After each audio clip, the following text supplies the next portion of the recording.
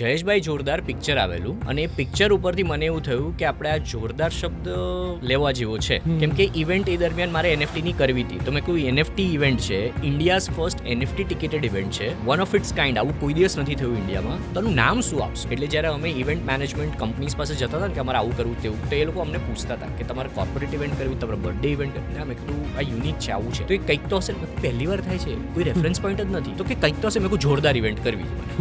એ પછી હું ઘરે ગયો, જેમ ડિજિટલ પ્રતિકનું હતું એવી રીતે હું ઘરે ગયો. મેં કહું જોરદાર, જયેશભાઈ જોરદાર પિક્ચર બી મેં ત્યારે જે ટાઈમમાં આવેલું છે, તમે જોશો ને તો કંઈક માર્ચ 2022ની આસપાસ કદાચ આવેલું એ જયેશભાઈ જોરદાર ઉપરથી જોરદાર શબ્દ મેં કહું આ સ્પેલિંગ ડબલ આર અને ડબલ એ કરી નાખીએ. ટ્રેડમાર્ક જોયા, અવેલેબલ હતા, તો મેં એને કંઈક 3 કે 4 ક્લાસીસમાં ટ્રેડમાર્ક લઈ લીધું. ખબર નથી કે શું કરીશ.